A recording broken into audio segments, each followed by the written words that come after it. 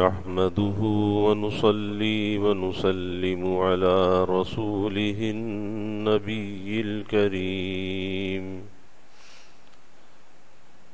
وعلى آله وأصحابه أجمعين. اللهم صل على سيدنا ومولانا محمد وعلى آل سيدنا ومولانا محمد وبارك وسلم صلاة وسلاما كثيرا كثيرا. أما بعد، فأعوذ بالله من الشيطان الرجيم. بسم الله الرحمن الرحيم. والذين جاهدوا فينا لنهدينهم سبلنا وإن الله لمع المحسنين. صدق اللہ. توفیق الہی اپنے محبوب مرشد پاک کی برکت سے اعتکاف میں ظہر سے پہلے جو یہ نشست کا معمول ہے، اکثر اس صبح کی مجلس میں اخلاق رذیلہ پر گفتگو ہوتی ہے اور عشاء کے بعد کچھ فضائل پر اور کچھ دیگر چیزوں پر گفتگو ہوتی ہے. اس وقت میرے سامنے حکیم الامت مجدد الملت حضرت تھانوی رحمۃ اللہ علیہ کے ماہ رمضان کے یہ مواعظ ہیں جو آج سے تقریباً 100 سال سے پہلے 102 سال پہلے خانقاہ کی جو مسجد ہے تھانہ بھون میں، وہاں پر حضرت کے یہ 4 بیانات ہوئے اور 4 جمعے میں 4 بیانات ہوئے. تخلیل الطعام بصورت الصیام، تقلیل المنام بصورت القیام، اسی طرح تخلیل کلام پر اور تقلیل اختلاط مع الانام پر. اور صوفیہ کے ہاں یہ 4 مجاہدے بڑے اہم مجاہدے ہیں. اس پر حضرت نے 4 جمعوں تک بیان فرمایا اور ہمارے یہاں معمول ہے خانقاہ میں روزانہ بعد نماز عصر حکیم الامت حضرت تھانوی رحمۃ اللہ علیہ کے مواعظ پڑھے جاتے ہیں. اور حضرت کے مواعظ کی ایک یہ بھی کرامت دیکھی ہے کہ جیسا موقع آتا ہے اس کے اعتبار سے وہ مواعظ خود بخود ایک جیسے روٹین کے اندر وہ مواعظ آ جاتے ہیں. اب یہ جو ہم نے انتخاب نہیں کیا بلکہ بالترتیب مواعظ چل رہے تھے، اس بالترتیب میں یہ ہمارے سامنے حضرت کے مواعظ آئے کہ جس میں رمضان کی فضیلت، اہمیت اور مجاہدے کی حقیقت کو حضرت نے بیان فرمایا. تو یہ بھی ایک حضرت کے مواعظ کی خاص ایک کرامت ہے. اس وقت یہ جو واعظ ہے یہ تقلیل المنام بصورت الصیام ہے کہ روزے میں ایک مجاہدہ تو کم کھانا ہے، تقلیل الطعام ہے، اور دوسرا مجاہدہ روزے میں یہ ہے تقلیل المنام کہ آدمی کی نیند کم ہو جاتی ہے. رات کو تراویح میں قرآن مجید کا سننا، صبح کو سحری میں اٹھنا، تو اس کے جو معمولات زندگی ہیں وہ متاثر ہوتے ہیں۔ اور بھئی ہر مجلس میں بیٹھنے کا ادب یہ ہے کہ جب آدمی کسی دینی مجلس میں بیٹھے تو اصلاح کی فکر کے ساتھ بیٹھے، کیونکہ جب تک انسان کی نیت درست نہ ہو اور اس کے ساتھ ساتھ اس کے اندر ایک طلب اور پیاس نہ ہو، تو اس وقت تک انسان کو کسی محفل میں مجلس میں بیٹھنے کا فائدہ نہیں ہوتا۔ اس لیے ہر انسان کو سوچنا چاہیے کہ میں طالب ہوں، سالک ہوں، اللہ کا طالب ہوں اور اللہ کے راستے میں سلوک کو طے کر رہا ہوں، اور ہم میں سے ہر شخص کا سفر جاری ہے اللہ کی طرف، آخرت کی طرف۔ اب یہ جو ہمارا مل بیٹھنا ہے یہ صرف اس لیے ہوتا ہے کہ سفر تو سب کا چل رہا ہے، لیکن اس مل بیٹھنے کے بعد ایک تو یہ فکر پیدا ہوتی ہے کہ ہمارے سفر کی رفتار کیا ہے، اور دوسرا یہ ہے کہ ہمارے سفر کا جو راستہ ہے وہ درست ہے یا نہیں ہے، کیونکہ کبھی ایسا بھی ہوتا ہے کہ آدمی سفر پہ جب نکلتا ہے کسی غلط راستے پر اپنی سواری کو ڈال دیتا ہے، وہ سمجھ رہا ہے کہ منزل کی طرف جا رہا ہوں، حالانکہ وہ تو منزل سے دور ہو رہا ہے۔ اس مل بیٹھنے کا مقصد یہ بھی ہوتا ہے کہ ہمیں اپنے صحیح راستے کا تعین پر ہو جائے اور معلوم ہو جائے کہ ہم صحیح سمت میں سفر کر رہے ہیں یا نہیں کر رہے۔ اگر صحیح سمت میں سفر ہے تو پھر اگر ہماری رفتار کم بھی ہے لیکن امید ہے کہ کامیابی سے منزل پر پہنچ جائیں گے۔ تو اس لیے بہت ہی توجہ کے ساتھ، بہت ہی دھیان کے ساتھ اس وقت کو گزارنا چاہیے۔ اور مجدد تھانوی رحمۃ اللہ علیہ نے ایک عجیب بات یہ بیان کی کہ اصل مقصود کیا ہے؟ اصل مقصود تعلق مع اللہ کا حاصل ہونا، نسبت مع اللہ کا حاصل ہونا، کہ اللہ کی نسبت، اللہ کا تعلق حاصل ہو جائے۔ اور اس کے لیے فرمایا کرتے تھے کہ جب آدمی کسی دینی محفل میں، مجلس میں بیٹھتا ہے تو ظاہر ہے کہ شریعت کے جو احکامات ہیں وہ دو قسم کے ہیں۔ کچھ کام ایسے ہیں کہ جس میں کرنے کا ہمیں حکم دیا گیا، اور کچھ کام ایسے ہیں جس میں بچنے کا ہمیں حکم دیا گیا۔ اور ظاہر ہے کہ بیان میں یہی دو باتیں ہوں گی، یا تو کسی ایسی بات کا ذکر ہوگا جو کرنے والا کام ہے، اور یا کسی ایسی بات کا ذکر ہوگا جو ترک ہے، چھوڑنے والی بات ہے۔ تو جب کسی ایسی بات کا ذکر ہو کہ جو کرنے والا کام ہے تو انسان اپنی حالت پر اسے منطبق کرتا چلا جائے، کیا یہ کام میں کر رہا ہوں؟ اگر کر رہا ہے تو دل ہی دل میں اللہ کا شکر بھی ادا کرتا چلا جائے، یا اللہ تیرا شکر ہے کہ تو نے اس نیک کام کی توفیق دی ہے۔ اور اگر اللہ نہ کرے کہ شامت اعمال سے اس نیکی کو ترک کر رکھا ہے، اس میں کوتاہی کا شکار ہے، تو پھر دل ہی دل میں عزم اور ارادہ کر لے، اور دل ہی دل میں اللہ سے دعا کر لے کہ یا اللہ میں اس نیکی کو کروں گا، اے اللہ تو میری مدد فرما۔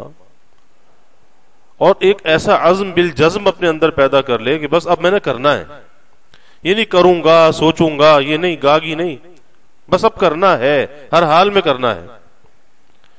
اسی طرح سے جس ترک کا ذکر ہو رہا ہے، چھوڑنے والی بات کا ذکر ہو رہا ہے، اگر اس سے پہلے سے بچا ہوا ہے تو قابل شکر ہے، اللہ کا شکر ادا کرنا چاہیے کہ اللہ نے برائی سے بچا رکھا ہے۔ لیکن اللہ نہ کرے کہ اگر اس کے اندر مبتلا ہے تو پھر اسی وقت بیٹھے بیٹھے اللہ کے ساتھ توبہ کر لے، دل ہی دل میں اللہ سے صلح کر لے کہ یا اللہ بس میں نے اس برائی کو چھوڑ دیا، یا اللہ میں آئندہ اس برائی کے قریب نہیں جاؤں گا۔ بس دل ہی دل میں ایک عزم کر لے، کیونکہ اللہ دل کے ارادوں کو جانتا ہے۔ وہاں ضروری نہیں کہ کسی کے سامنے جا کے بیان دے گا، جیسے عدالت میں معافی جب ملتی ہے کہ جا کر کوئی بیان دیتا ہے، اللہ تو دل کی کیفیت کو جانتا ہے۔ تو اس لیے اسی وقت بیٹھے بیٹھے یہ عزم اور ارادہ کہ بس اب اس برائی کے قریب میں نے نہیں جانا، اور اللہ سے مدد مانگ لے۔ تو مجدد تھانوی رحمۃ اللہ علیہ فرماتے تھے کہ اس طرح سے اگر ایک مجلس میں انسان اس فکر کے ساتھ بیٹھے تو ایک مجلس بھی، ایک نشست بھی اللہ تک پہنچانے کے لیے کافی ہے۔ تو اس لیے اصل چیز طلب ہے کہ اندر انسان کی سچائی ہونی چاہیے، صدق اور طلب ہونی چاہیے، پیاس ہونی چاہیے. پھر جب پیاس ہوتی ہے، طلب ہوتی ہے، اللہ کا فضل متوجہ ہوتا ہے. حضرت فرماتے ہیں اس واعظ میں کہ سامعین کو یاد ہوگا کہ گزشتہ جمعے کو بھی یہی آیت پڑھی گئی اور اس کی تفسیر میں بہت سے ضروری مضامین بیان ہوئے، مگر راس و اساس سب کا مجاہدہ ہے. یعنی بات یہ چل رہی تھی کہ شریعت کی جو حقیقت ہے وہ مجاہدہ ہے. چاہے وہ کوئی کرنے کا کام ہے اس میں بھی مجاہدہ ہے، اگر کوئی ترک ہے تو اس کے اندر بھی مجاہدہ ہے، مشقت ہے. تو جب تک آدمی اس مشقت کے لیے اپنے کو آمادہ نہیں کرتا اس وقت تک شریعت پر عمل کرنا اس کے لیے آسان نہیں ہوتا. اور اس مجاہدے کے اندر 4 چیزیں ایسی ہیں، اس کے 4 رکن ایسے ہیں کہ اس پر عمل کرنا، اگر انسان عمل کر لے تو اس کے لیے شریعت پر عمل کرنا آسان ہو جاتا ہے. تو ہمارے اس میں 4 ارکان بتلائے گئے تھے: تقلیل طعام، تقلیل منام، تقلیل کلام اور تقلیل اختلاط مع الانام. کم کھانا، کم سونا، کم باتیں کرنا اور لوگوں سے کم ملنا. اور یہ دعویٰ کیا گیا تھا کہ تقلیل طعام کو شریعت نے روزے کی صورت میں مقرر فرمایا، اس سے پہلے واعظ میں گزر چکا. اس کے علاوہ جو صورتیں اہل مجاہدہ نے تقلیل طعام کی اختیار کر رکھی ہیں، شریعت میں اس کی مقصودیت کی اصل نہیں اور اس کے ضمن میں وجوہ ترجیح مجاہدہ شرعیہ کی مجاہدہ عرفیہ پر بیان کی گئی تھی، جس کا عدد اس وقت یاد نہیں. اور اس وقت وجوہ ترجیح اور یاد آئے، اور وہ یہ کہ مجاہدہ عرفیہ مزنیہ ہے فتنہ و غاملہ کا، اور مجاہدہ شرعیہ میں یہ احتمال نہیں. تفصیل اس کی یہ، یعنی 2 قسم کے مجاہدے ہیں. ایک مجاہدہ وہ ہے جو شریعت کسی کو تعلیم کرتی ہے، اور ایک مجاہدہ وہ ہے جو اپنے طور پر انسان اپنے اوپر مسلط کر لے اور یہ سوچے کہ اس میں میرے لیے فائدہ ہے، اپنے ظن، اپنے گمان کے ذریعے سے. تو ظاہر ہے کہ جو اپنے طور پر جس مجاہدے کو اپنے اوپر مسلط کر رہا ہے، ممکن ہے کہ کسی فتنے میں مبتلا ہو جائے، کیونکہ شریعت کے ساتھ اس کی جڑیں نہیں ملتی. اور جو شریعت نے مجاہدہ بیان کیا ہے اس مجاہدے پر اگر عمل کرے گا تو اس کے ذریعے سے یقیناً کامیابی سے نصیب ہوگی. اسے ہمارے مجاہدہ شرعیہ میں یہ احتمال نہیں. تفصیل اس کی یہ ہے کہ جو طریقہ مجاہدہ تقلیل طعام کا مرتازین میں مستعمل ہے، کوئی 1 وقت کھانا کھاتا ہے، کوئی 2 وقت کھانا کھاتا ہے، تو غذا میں بہت کمی کر دیتا ہے. اس طریقے سے عجب اور ناز پیدا ہو جاتا ہے اور وہ اپنے کو بزرگ خیال کرنے لگتا ہے کہ میں بڑا صاحب مجاہدہ ہوں اور دوسروں سے کم کھاتا ہوں، اور جو اس سے زیادہ کھاتے ہیں ان کو بہائم اور جانور سمجھتا ہے. یہ لوگ خاک مجاہدہ نہیں کرتے اور گو عجب کا علاج ممکن ہے، مگر مشاہدہ یہی ہے کہ عجب کا اکثر علاج نہیں کیا جاتا، اور علاج کرے کیوں کر، وہ تو اپنی حالت کو اچھا سمجھتا ہے.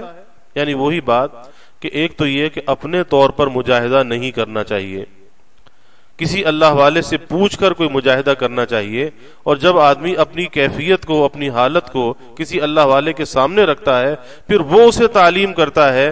جیسے جسمانی ڈاکٹر مرض کی نوعیت کو دیکھ کر اس کا علاج بھی تجویز کرتا ہے اور اس کی دوا بھی تجویز کرتا ہے، اسی طریقے سے روحانی امراض کے اندر کہ انسان اگر اپنے طور پر کوئی اپنا علاج کرے گا، مثلا کبھی کھانا بالکل کم کر دیا، 1 وقت چھوڑ دیا، اب سمجھے گا میں تو بڑا بزرگ ہوں، میں تو بڑا مجاہدہ کر رہا ہوں، تو وہ مجاہدہ کرنا اس کے اندر عجب کو پیدا کر دے گا. اور عجب کے ساتھ جو عمل کیا جاتا ہے وہ اللہ کی بارگاہ میں پسندیدہ نہیں ہے، بلکہ 1 ساعت کا عجب، امام غزالی رحمۃ اللہ علیہ نے لکھا ہے کہ 70 برس کی عبادت کا ناش کر دیتا ہے. تو اس لیے اپنے طور پر مجاہدہ نہ کرے، اپنے طور پر کوشش نہ کرے، بلکہ اپنی اس انا کو، خودی کو کسی کے سامنے پامال کر دے اور جا کر پھر اس کا علاج پوچھے، پھر جو علاج ملے اس پہ عمل کرے. اب ایسا شخص جس کے اندر عجب پیدا ہو رہا ہے اپنے علاج کی فکر نہیں کرتا کہ عجب کتنا بڑا رذیلہ ہے. تو جب وہ اپنی حالت کو اچھا سمجھے گا تو علاج کیسے کرے گا؟ اور اگر علاج کرنا بھی چاہے تو ایک مانع قوی ایسا ہے جس کی وجہ سے ضعفاء کو علاج کی ہمت نہیں ہوتی۔ اصول ہے اس عجب کا علاج جو کم کھانے سے پیدا ہوا ہے، وہ یہ ہے کہ خوب کھانے لگے، مگر اس میں اس کو یہ آر دامن گیر ہوتی ہے کہ تیرا کم کھانا تو مشہور ہو چکا ہے، اب اگر تو کھانے پر گرے گا، خوب کھانے لگے گا تو لوگ کیا کہیں گے؟ یعنی یہ عمل اللہ کے لیے نہیں تھا، لوگوں کے لیے تھا۔ بس اپنی اصل کی طرف لوٹا، ایک وقت کھانے پر نباہ تو نہ ہو سکا، اب یہ شخص مخلوق کے دکھانے کو ایک وقت کھاتا ہے تاکہ اس کا مجاہدہ لوگوں میں بنا رہے، اور ریا کا شعبہ ہے، یہ جو ہے ریا کا شعبہ ہے، اس کا علاج وہی ہے کہ خوب کھانے لگے، ایک وقت کی جگہ 2 وقت کھانے لگے، اور یہ علاج ایسا ہے جو امر اس سے مانے ہے، یہ اس کا بھی رافع ہے، اس کو دور کرنے والا ہے، مگر اس کے لیے ہمت کی ضرورت ہے کہ ایک دفعہ ننگ و عار کی پرواہ نہ کرے۔ لوگ ظاہر کہیں گے ارے پہلے تو بالکل نہیں کھاتا تھا اور اب تو یہ کھانے لگا، تو لوگ تو اس کو عار دلائیں گے، شرم دلائیں گے، لیکن کسی کی پرواہ نہ کرے، ننگ و عار کی پرواہ نہ کرے، ان کو چولہے میں ڈالے، اس کا خیال نہ کرے کہ لوگ کیا کہیں گے، پھر تو اس علاج میں کچھ بھی دشواری نہیں۔ دشواری اس وقت تک ہے جب تک ریا و عجب دل میں بھرے ہوئے ہیں، اور یہ بڑے سنگین امراض ہیں، ریا اور عجب بڑے سنگین امراض ہیں۔ بزرگوں نے لکھا ہے کہ ریا اور عجب قلب سے بہت اخیر میں نکلتے ہیں، یعنی دیگر رذائل تو جلدی نکل جاتے ہیں، جلدی اصلاح ہو جاتی ہے، لیکن ریا اور عجب ایسا رذیلہ ہے، اس کو نکالنے کے لیے بڑی محنت کرنی پڑتی ہے، اور بہت آخر میں یہ دل سے نکلتا ہے۔ واقعی ان دونوں سے بہت ہی کم لوگ بچے ہوئے ہیں، ورنہ اکثر لوگوں کے تو رگ رگ میں عجب اور ریا اور کبر گھسا ہوا ہے، حتیٰ کہ بعض اوقات ریا سے بچنے کی صورت بھی ریا ہوتی ہے، ریا سے بچنے کی صورت بھی ریا ہوتی ہے، دکھلاوا۔ چنانچہ بعض ذاکرین جن کو ذکر جہر تعلیم کیا جاتا ہے کہ بھئی بلند آواز کے ساتھ ذکر کرو، وہ یوں کہتے ہیں کہ حضرت اس میں تو ریا ہوتی ہے، ہمیں ذکر خفی کی اجازت دے دی جائے، خاموشی سے ذکر کرنے کی، مگر یاد رکھو اس میں نفس کا ایک قید ہے۔ میرا یہ مطلب نہیں کہ سبھی میں قید ہوتا ہے، نفس کا جال، سازش، بلکہ اس کا مدار شیخ محقق کی رائے پر ہے کہ جس کے لیے شیخ خود ذکر خفی تجویز کرے اس میں تو قید نہیں، اور جس کے لیے شیخ جہر تجویز کرے آواز کے ساتھ، اور طالب خفی تجویز کرے اپنی رائے سے، تو اس میں قید ہے، اور وہ قید یہ ہے کہ یہ شخص یوں چاہتا ہے کہ میں ذکر میں آزاد رہوں، لوگ میرے ناغے سے مطلع نہ ہوں، اور یہ آزادی ذکر خفی ہی میں ہو سکتی ہے کہ اگر تم سال بھر بھی ذکر نہ کرو تو ملنے ملانے والے یہی سمجھتے رہیں گے کہ بھائی چپ کے کام کر لیتے ہوں گے، اور ذکر جہر میں اگر ایک رات بھی آنکھ نہ کھلی تو سارا محلہ جان جائے گا کہ آج آنکھ نہیں کھلی، بس سارا شور اور زور ختم ہو گیا، تو اس میں ناغے کا فوراً بھانڈا پھوٹ جاتا ہے۔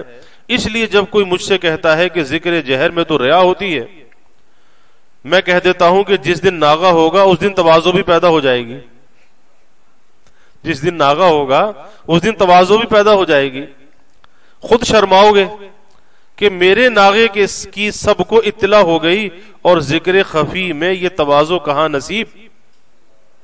چاہے روزانہ ناغا کرتے رہو، لوگ سمجھیں گے کہ مولانا ذکر خفی کیا کرتے ہیں، اور اس میں آواز آتی نہیں، چاہے مولانا سو ہی رہے ہوں، تو یہ اس لیے وسوسے واہیات اور فضول ہیں۔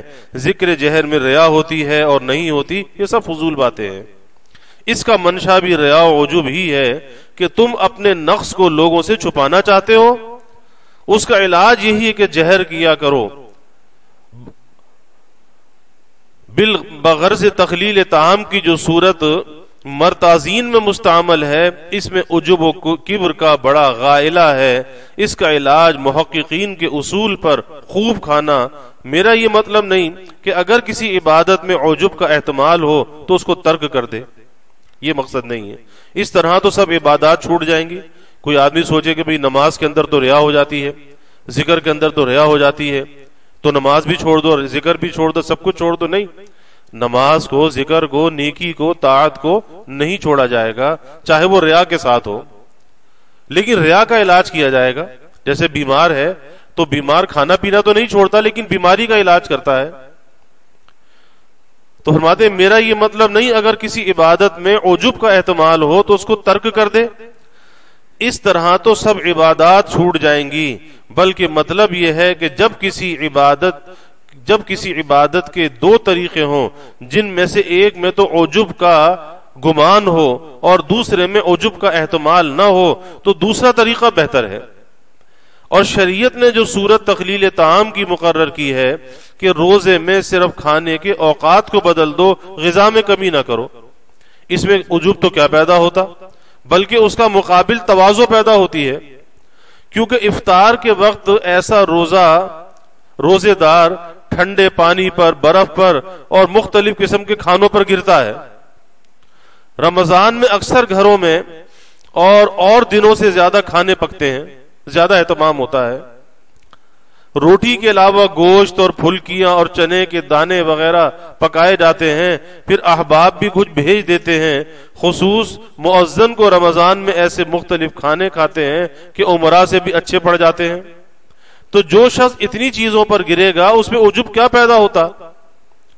وہ تو اپنے کو بہت ہی شرمندہ پائے گا کہ آج میں کتنا کھا گیا، لوگ کیا کہتے ہوں گے، اور پھر مزہ یہ ہے کہ اس کے ساتھ مجاہدہ بھی حاصل ہو گیا۔ چنانچہ اس کا بیان پہلے ہو چکا، اور ایک مفسدہ مجاہدہ عرفیہ میں وہ ہے جس کو میں اپنے احباب کے سامنے اکثر کہتا رہتا ہوں، اور اس کو میں نصف العلم کہہ سکتا ہوں، آدھا علم، اور وہ یہ کہ مجاہدہ عرفیہ والا جو اپنے طور پر مجاہدہ کر رہا ہے، اپنے اعمال کو زیادہ اور نعمائے الہیہ کو کم سمجھتا ہے، اللہ تعالیٰ کی نعمتوں کو کم اور اپنے مجاہدے کو زیادہ سمجھتا ہے، اور دوسرے لوگوں کو اعمال میں کم اور نعما سے زیادہ منقطع ہونے والا خیال کرتا ہے کہ جی بس میں ہی سب کچھ ہوں اور دوسرے لوگ تو کچھ بھی نہیں ہے۔ نیز خیال کرتا ہے کہ لوگ لذات سے منتفع ہیں اور میں لذات سے الگ ہوں، منقطع ہوں۔ حالانکہ تخلیل طعام تو مجاہدہ ہے، مگر ترک لذات مجاہدہ نہیں، دونوں کے اندر فرق ہے۔ یہ محض اہل ریاضت کی عادت ہے جو دلیل شرعی نہیں ہو سکتی، شریعت میں اس کی کوئی اصل نہیں۔ دیکھیے الذ اشیاء، لذت والی چیزیں دنیا میں وقاع ہیں، لیکن شریعت نے بضمن نکاح اس کی ترغیب دی ہے۔ حدیث شریف میں ہے، اور ترغیب نکاح سے محض کسر شہوت ہی مقصود نہیں بلکہ لذت بھی مراد ہے، ورنہ کسر شہوت تو اور صورتیں بھی ہیں۔ اگر آدمی اپنی شہوت کو توڑنا چاہے تو اس میں نکاح کے اندر کیا ہے کہ جہاں کسر شہوت ہے وہاں پر اس میں لذت بھی ہے۔ چنانچہ رہبانیت اختصار ہے کہ آدمی، یعنی اس کا ایک طریقہ یہ ہے کہ رہبانیت ہے آدمی کہیں نکل جائے، ایک یہ ہے کہ انسان کافور کھا لے کہ بالکل ٹھنڈا ہو جائے۔ بعض صحابہ نے اپنے اجتہاد سے یہ راہبوں کو دیکھ کر اختصاء کی اجازت چاہی تھی، تو حضور صلی اللہ علیہ وسلم نے نہایت سختی سے منع فرمایا۔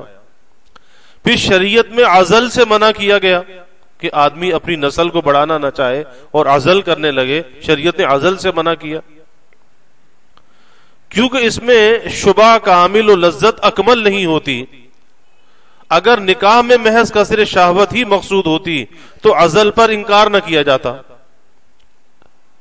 اور گو بعض نصوص سے اس ترغیب سے مقصود توالد ہے، لیکن خود موقوف ہے لذت پر، تو مشروط کی ترغیب شرط کی ترغیب ہے۔ پھر نکاح کی ترغیب کے بعد کثرت وقاع سے بھی شریعت نے منع نہیں کیا، چنانچہ قلت و کثرت طعام کے لیے تو کچھ حدود حدیث میں وارد ہیں کہ اتنا کھاؤ، 3 حصے کھاؤ، 1 حصہ خالی چھوڑو، یہ ساری چیزیں آتی ہیں کہ تہائی پیٹ کھانے میں بھرے اور تہائی پانی میں اور تہائی سانس کے لیے رکھے، مگر کثرت وقاء کے لیے شریعت نے کوئی حد مقرر نہیں کی، شریعت نے اس سے بحث ہی نہیں کی، یہ طبی مسئلہ ہے۔ اب بعض لوگ کہتے ہیں جی بیوی کے پاس کتنی مرتبہ جائیں، کیا کریں بھئی، ہر ایک کی صحت الگ الگ ہے، ہر ایک کے حالات الگ الگ ہیں، تو یہ طبی مسئلہ ہے، شرعی مسئلہ نہیں ہے۔ یہ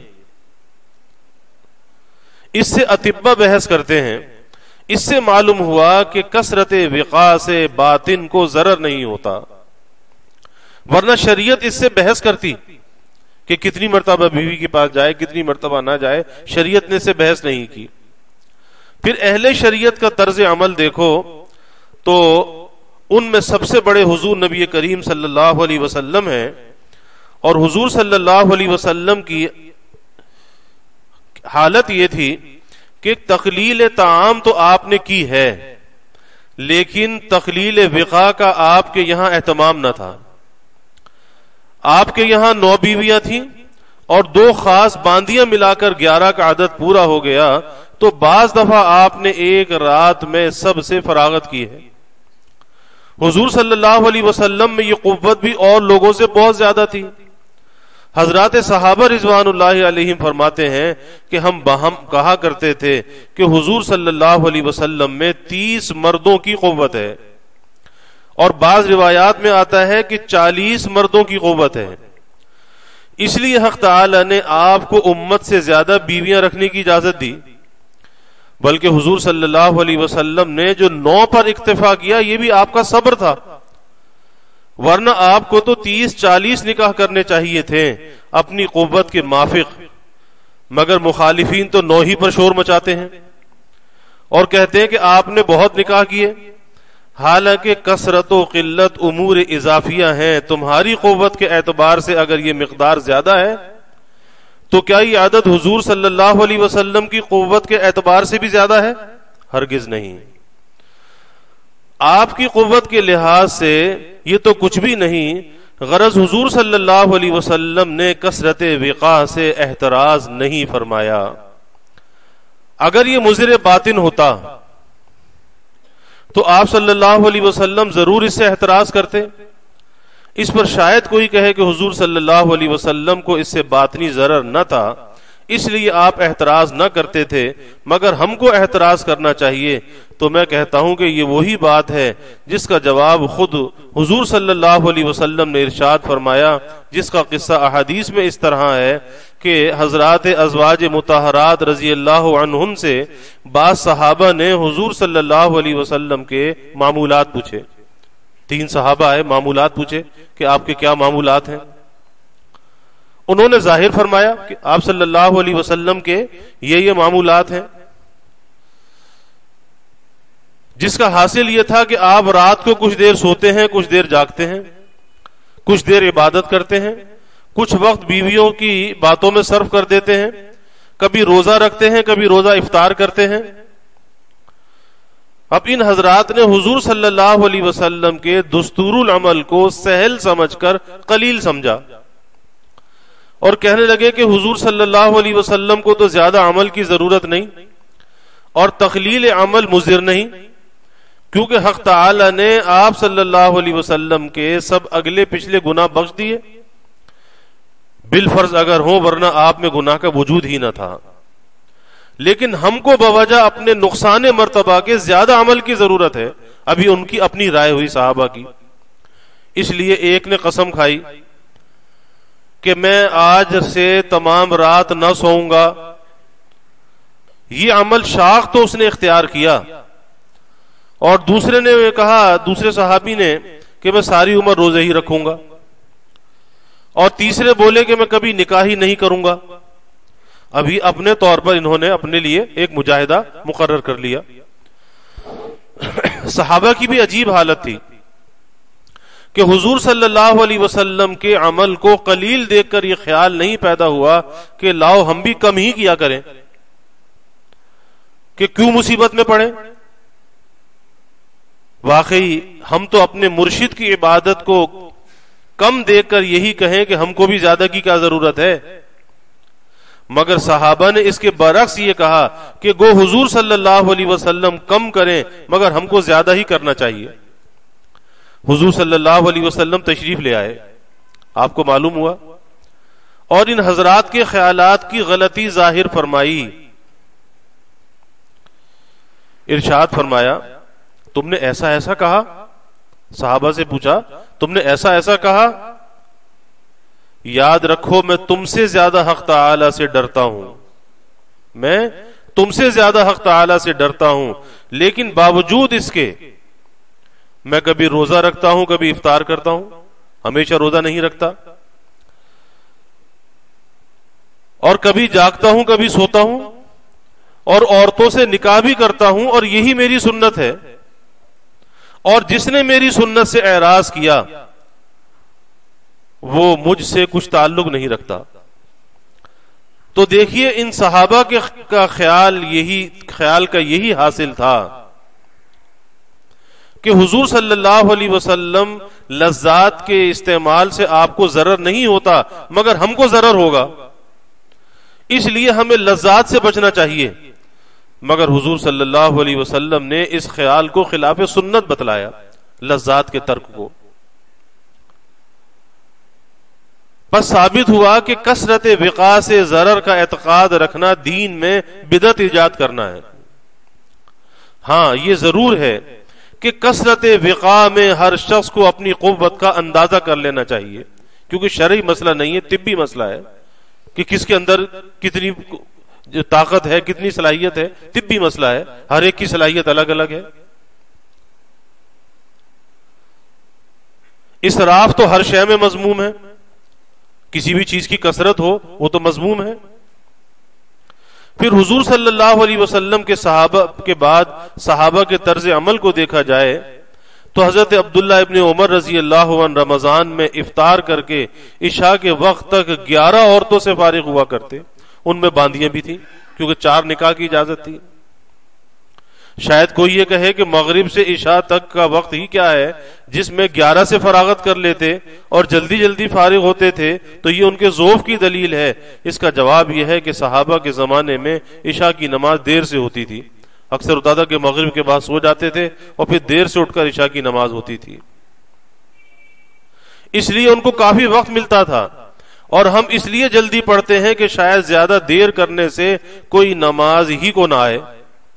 اب جب جلدی پڑھی جاتی ہے کہ عشاء کا وقت داخل ہوا نماز پڑھ لی، اسی لیے تاکہ لوگ نماز پڑھ کے سوئیں، اور اگر کوئی نماز سے پہلے سو گیا نماز قضا نہ ہو جائے۔ اور ہم کسی کو کیوں کہیں، ہمیں سب سے پہلے اپنا ہی احتمال ہے کہ شاید ہم ہی نہ آئے۔ غرض صحابہ کا کثرت وقاء میں یہ طرز عمل تھا، اور عبداللہ ابن عمر رضی اللہ عنہ یہ وہ بزرگ ہیں جو اتباع سنت اور زہد و عبادت میں صحابہ کے اندر ممتاز تھے۔ ان کے طرز سے بھی معلوم ہوا کہ کثرت وقاء زہد و عبادت کے خلاف نہیں، اور نہ باطن کو مضر ہے، اور یہ میں پہلے کہہ چکا کہ اس سے بڑھ کر دنیا میں کوئی لذت نہیں۔ جب شریعت نے اس سے نہیں روکا بلکہ ترغیب دی ہے تو ثابت ہو گیا کہ ترک لذات کو مجاہدے میں کوئی دخل نہیں، ترک لذات کو مجاہدے میں کوئی دخل نہیں، یہ محض اہل ریاضت کا معمول ہے۔ اگر اس میں اعتقاد فاسد نہ ہو تو ایک طبی معالجہ ہے، پس افطار میں شربت و برف پینا خلاف مجاہدہ ہرگز نہیں ہے۔ میں یہ کہہ رہا تھا کہ ایک مجاہدہ عرفیہ والے کی نظر اپنے مجاہدے پر ہو جاتی ہے، اور وہ اپنے نعمہ الہیہ سے بنسبت دوسروں کے کم منتفع سمجھتا ہے، اور زیادہ کھانے والا اس بلا میں مبتلا نہیں ہوتا، کہتا اللہ کھلا رہا ہے، اللہ کی دین ہے، اللہ کی نعمتیں استعمال کر رہا ہوں۔ تو وہ تو اپنے سر سے پیر تک خدا کی نعمتوں میں اپنے کو غرق پاتا ہے، پھر سمجھتا ہے کہ میں مجاہدہ کا خاک کرتا ہوں کہ روزہ افطار کر کے تو میں نے اتنا کھا لیا کہ 2 آدمی بھی اتنا نہ کھاتے، اس لیے اس میں تواضع کی شان پیدا ہوتی ہے۔ اور جو تخلیل طعام کرنے والا جو عرفیہ مجاہدہ کر رہا ہے، اپنے کو نعمائے الہیہ سے کم منتفع ہونے والا سمجھتا ہے، وہ احمق بس خدا کی نعمتوں کو روٹیوں ہی میں منحصر سمجھتا ہے، حالانکہ اس کے سوا اور ہزاروں نعمتیں خدا کی اس پر ہیں جن میں یہ شخص سر سے پیر تک غرق ہے۔ مثلا یعنی بعض نعمتیں ایسی ہمیں محسوس ہوتی ہیں، بعض محسوس نہیں ہوتی۔ مثلا درندوں اور سانپ بچھو سے حفاظت کی جاتی ہے، کتنی بڑی نعمت ہے۔ خدا نے لباس دیا، یہ نعمت ہے، علم دیا، یہ نعمت ہے، عزت و جاہ دی، یہ نعمت ہے، اپنے ذکر کی توفیق دی، یہ نعمت ہے، مکان دیا، بیوی دی، بچے دیے، یہ نعمت ہے، ہم زبان لوگوں میں رکھا، یہ نعمت ہے۔ اور اس نعمت کی قدر بہت ہی کم لوگ کرتے ہیں، مگر جب کہیں غیر ملک کا سفر کا اتفاق ہو جہاں آپ کی زبان لوگ نہ جانتے ہوں اور نہ وہاں کوئی آپ کی زبان جانتا ہو، تب اس کی قدر معلوم ہوتی ہے کہ ہم زبانوں میں ہونا کتنی بڑی نعمت ہے۔ ایک حاجی صاحب اپنا قصہ بیان کرتے تھے کہ وہ حج کو جاتے ہوئے راستے میں سویس پر اتر پڑے اور وہاں اردو دان کوئی تھا نہیں۔ اب یہ اپنے لیے مکان اور کھانے کا انتظام کرنا چاہتے، مگر ان کی سمجھنے والا کون؟ بے حد پریشان ہوئے۔ ایک شخص نے صرف ہندی داں کا پتہ بتلانے کے لیے ان سے 4 روپے اجرت لیے کہ جو ہندی جانتا ہو، اردو جانتا ہو، 4 روپے لے لیے۔ وہ ڈاک خانے کا ایک ملازم تھا، یہودی، یہ اس کے پاس پہنچے اور نامعلوم پہلے شخص سے اجرت کا معاملہ کیوں کر طے کیا ہوگا اور کس طرح اشاروں میں یہ مفہوم ادا کیا ہوگا، میں کسی ہندی سے ملنا چاہتا ہوں، کیا خبر زبان باہر نکالی ہوگی یا کس طرح سمجھایا گیا ہوگا۔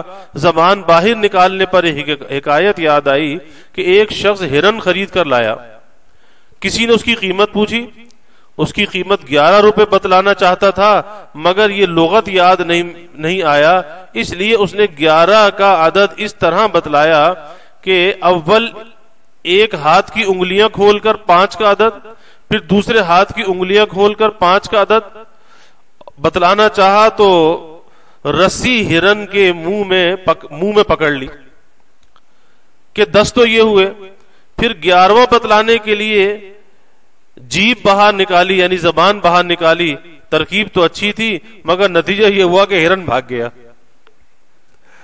تو صاحب زبان کا نطق بھی خدا تعالی کی بڑی نعمت ہے، یہ جو بولنے کی صلاحیت ہے، جس کو ہم رات دن قینچی کی طرح چلاتے ہیں۔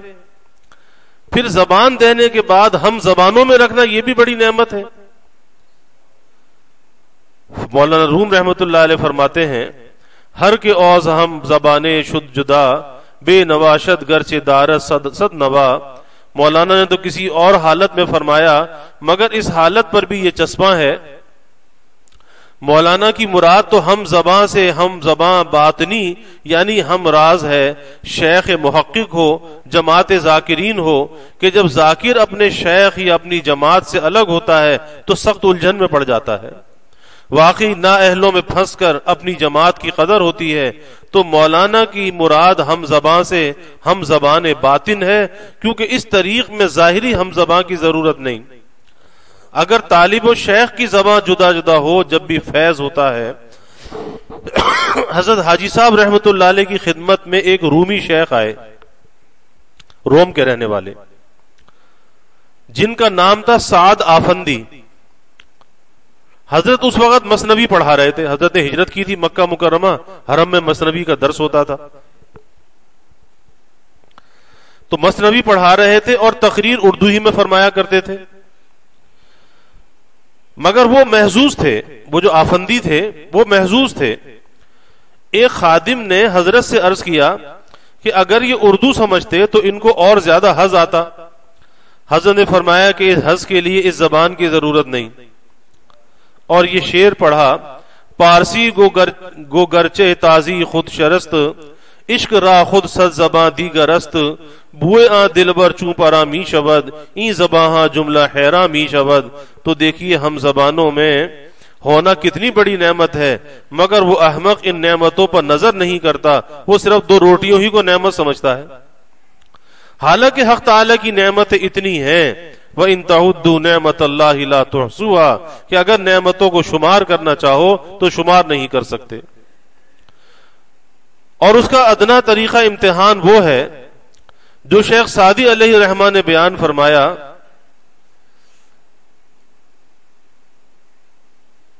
کہ ہر نعمت پر شکر واجب، اور ہر نعمت اپنے اندر دو نعمتوں کو لیے ہوئے، سانس کا آنا بھی نعمت اور اندر آ کر باہر آنا بھی نعمت، اور ہر نعمت پر شکر واجب کہ سانس جو اندر جاتا ہے معین حیات ہے، زندگی دینے والا ہے، اور جو سانس باہر آتا ہے وہ روح کا مفرح ہے کہ روح کو فرحت دیتا ہے۔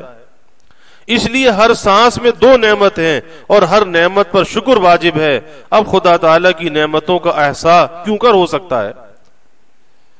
تم جتنی مقدار معین کر لو، ہر سانس پہلے میزان کو غلط کر دے گا، بلکہ خود یہ سانس ہی ایک ایسی نعمت ہے کہ اس میں بھی احصا نہیں ہو سکتا۔ بعض لوگوں نے حبس دم کر کے اس نعمت سے منتفع ہونے میں بھی تقلیل کی ہے، سانس کو روکا، حبس دم کیا، مگر اس نعمت میں تقلیل کا قصد کرنا ان کا بیہودہ پن ہے، اور میں حبس دم کو بیہودہ نہیں کہتا بلکہ اس خیال کو بیہودہ کہتا ہوں، یعنی تقلیل نعمت کے خیال سے حبس دم کرنا، ورنہ حبس دم تو بعض اغراض محمودہ کے لیے بزرگوں نے بھی کیا ہے۔ شیخ ابو سعید گنگوئی رحمت اللہ علیہ نے ایک مرتبہ ایک تجلی کے اشتیاق میں، یہ پوتے ہیں حضرت شیخ عبد القدوس گنگوئی رحمت اللہ علیہ کے، تو ایک مرتبہ ایک تجلی کے اشتیاق میں جو ایک بار پہلے حاصل ہوئی تھی، حبس دم کر کے یہاں تک عزم کر لیا کہ جب تک تجلی نہ ہوگی سانس نہ چھوڑوں گا۔ جب بہت دیر ہو گئی، اضطرار شدت کے ساتھ جو سانس چھوٹا ہے اس کے صدمے میں پسلی ٹوٹ گئی، اس سے تجلی، اور اس میں ایک ہاتھ ظاہر ہوا جس میں معجون کی طرح کوئی دوا تھی، وہ ان کے منہ میں ڈال دی گئی، اس کے کھاتے ہی پسلی جڑ گئی، اور اسی حالت میں یہ حکم دیا گیا کہ چوزے کا شوربہ چند روز پیو، چوزے کا شوربہ یعنی یخنی۔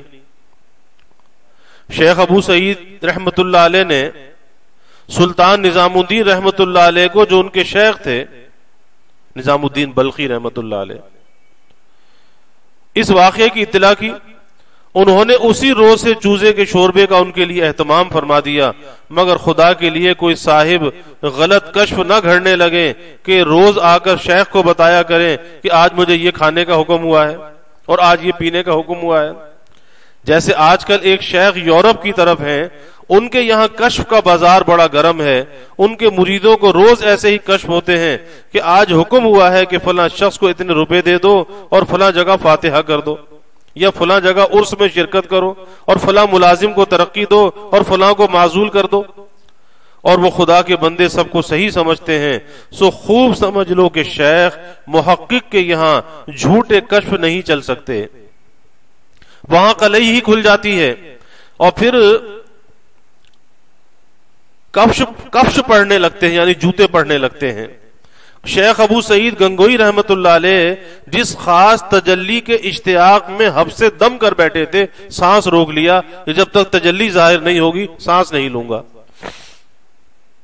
اس کا پہلی بار حاصل ہونے کا واقعہ یہ ہے کہ شیخ نظام الدین بلخی رحمت اللہ علیہ نے بعد تعلیم ذکر و شغل کے نظر بصیرت سے یہ معلوم کر کے کہ ذکر و شغل سے ان میں عجب پیدا ہو گیا ہے،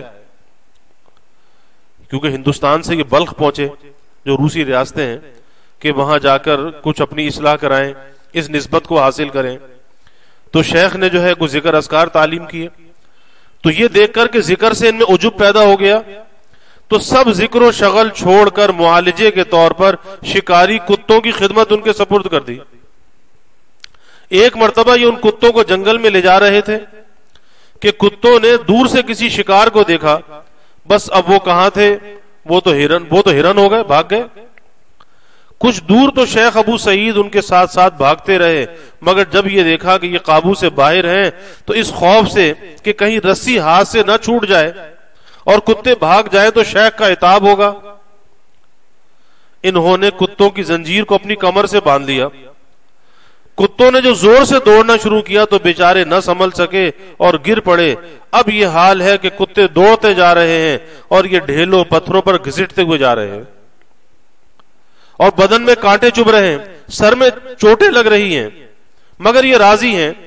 اسی حالت میں ان پر ایک خاص تجلی نمودار ہوئی. مجاہدہ بہت بڑا تھا. تجلی نمودار ہوئی جس کی لذت میں سب تکالیف بھول گئے.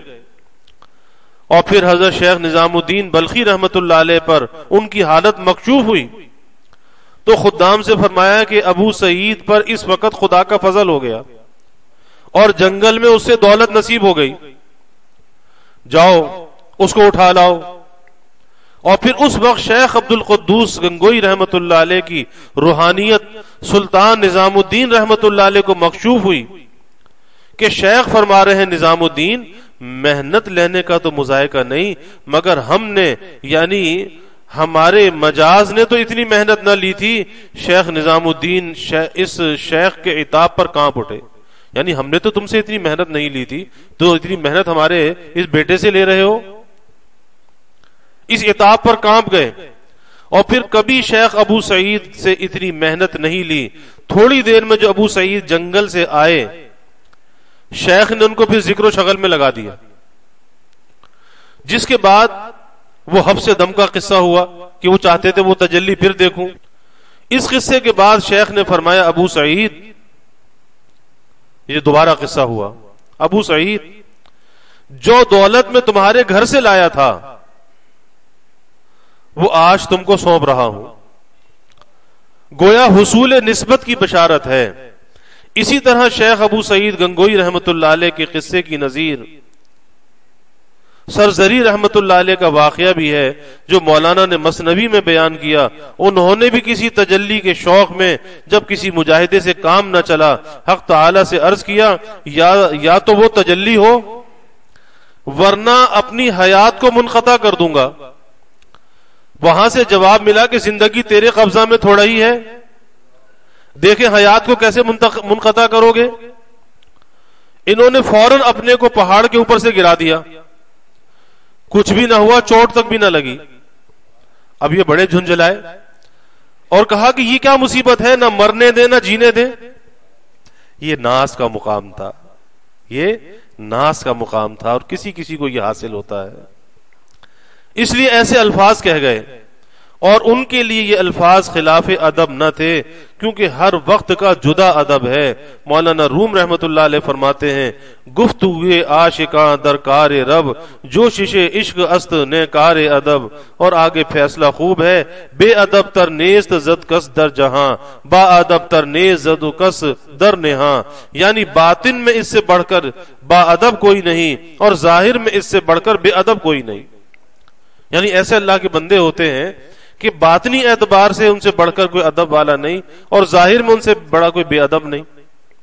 کیونکہ ظاہر میں بعض دفعہ اہل ناز ایسے الفاظ کہہ ڈالتے ہیں کہ دوسرا کہے تو مردود ہو جائے, مگر وہ غلبہ حال کی وجہ سے معذور ہوتے ہیں, مگر باطن میں وہ اتنے مؤدب ہوتے ہیں کہ جان تک فدا کر دیتے ہیں. غرض جب پہاڑ سے بھی گر کر نہ مرے اور یہ کہا کہ نہ مرنے دیں نہ جینے دیں, تو غیب سے ارشاد ہوا کہ تم خود ہی تجویز کرتے ہو, تم خود ہی تجویز کرتے ہو, راستہ ہم سے پوچھو. یہ الہام ہوا, راستہ ہم سے پوچھو. جب وہ تجلی نصیب ہوگی پوچھا کہ پھر بتلا دیجئے کیا راستہ ہے. حکم ہوا کہ 12 برس تک بھیک مانگو, 12 برس تک بھیک مانگو. چنانچہ یہ خلوت ترک کر کے شہر میں آئے اور در بدر بھیک مانگنے میں لگ گئے. کہیں کہیں دھکے ملے, کہیں مکے بھی ملے. مولانا فرماتے ای چنی شیخ گدائے کو بکو عشق آمد لا ابالی فتقو, کہ 12 برس جب بھیک مانگنے کے پورے ہو گئے تو حکم ہوا کہ ابھی 12 برس اور باقی ہیں, اب دینا شروع کرو. پوچھا کہ دوں کہاں سے, آپ نے تو جمع کرنے تو دیا ہی نہیں. واقعی وہ اپنے عاشقوں کو خوب نچاتے ہیں, وہ اپنے عاشقوں کو خوب نچاتے ہیں. کسی نے خوب کہا گو الفاظ سخت ہیں, عاشقی چیز بگو بندہ جانا بودن دل بدست دگرے دادن حیراں بودن سوئے زلفش نظرے کردن درویش دیدن گاہ کافر چھدن گاہ مسلمان بودن. اس میں کفر سے مراد فنا ہے, وہ کافر ہونا نہیں, فنا ہے. اور اسلام سے مراد بقا ہے. یہ صوفیہ کی اصطلاح ہے. جیسے کافر اشکم لینے اور فإنی اشکم قرآن میں بھی کفر کا اطلاق معنی حسن میں آیا ہے، جیسے ومن یکفر بالطاغوت، اور ابراہیم علیہ السلام اور ان کے ساتھیوں نے اپنی قوم سے کہا تھا کفرنا بکم، کہ ہم نے تم سے کفر کیا، یعنی الگ ہوتے ہیں۔ تو کفر کا لفظ اس شعر میں ظاہر ہی میں سخت معلوم ہوتا ہے، ورنہ معنی اچھے ہیں، جیسے ان آیتوں میں اچھے معنی میں کفر کا استعمال ہوا۔ غرض شیخ سرزری رحمت اللہ علیہ نے پوچھا کہ دوں کہاں سے؟ حکم ہوا کہ اب تمہارے پاس چاروں طرف سے دنیا آئے گی۔ پہلے 12 برس بھیک مانگتے رہے، کسی نے کچھ دیا ہی نہیں، دھکے ملے، مکے ملے، کچھ بھی نہیں ملا۔ اب دنیا تمہاری طرف آئے گی، اس کو خرچ کرنا شروع کر دو۔ چنانچہ اب ایک جگہ بیٹھ گئے، فتوحات شروع ہوئی اور 12 برس تک خوب سخاوت کی، اس کے بعد وہ نعمت حاصل ہوئی۔ یہ گفتگو حبس دم کے سلسلے میں آ گئی۔ میں یہ کہہ رہا تھا کہ سانس ہی ایک ایسی نعمت ہے جس کا احصا نہیں ہو سکتا، یعنی اب اس نعمت کی کیا احصا کر سکتے ہیں، کیا محسوس کر سکتے ہیں؟ ایک سانس کی نعمت کو، باقی اور نعمتوں کو تو کیا کریں گے؟ اس ایک نعمت کو محسوس نہیں کر سکتے۔ مگر جو شخص مجاہدہ عرفیہ اختیار کرتا ہے وہ ان نعمتوں کو نعمت ہی نہیں سمجھتا، بس وہ کھانے پینے ہی کو نعمت سمجھتا ہے، اور جب اس نے کھانے پینے میں کمی کر دی تو وہ اپنے اعمال کو زیادہ سمجھتا ہے اور نعمائے الہی کو اپنے اوپر کم سمجھتا ہے۔ گویا کہ 2 روٹی کم کھانے سے خدا کے خزانے میں زیادتی کر رہا ہے۔ پاگل، وہاں کیا بچت ہوتی؟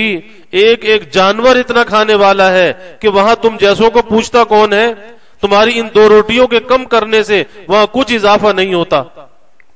پھر جب اس شخص کو اپنے اندر کیفیات اور ذوق کی کمی محسوس ہوتی ہے تو خدا سے اس کے دل میں شکایت پیدا ہوتی ہے کہ میں اتنا مجاہدہ کرتا ہوں پھر بھی میرے دل پر، میرے حال پر رحم نہیں کیا جاتا۔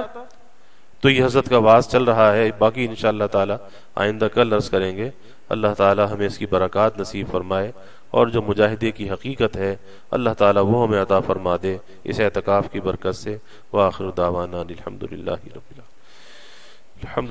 رب العالمین والعاقبۃ للمتقین والصلاة والسلام علی اشرف الانبیاء والمرسلین۔ اللہم صلی علی سیدنا و مولانا محمد وعلی آل سیدنا و مولانا محمد وبارک وسلم۔ ربنا آتنا فی الدنیا حسنہ وفی الآخرۃ حسنہ وقنا عذاب النار۔ اللہم ارنا الحق حقا وارزقنا اتباعہ وارنا الباطل باطلا وارزقنا اجتنابہ۔ اللہم انا نسألک العفو والعافیہ والمعافاة الدائمہ فی الدین والدنیا والآخرہ والفوز بالجنہ والنجاة من النار۔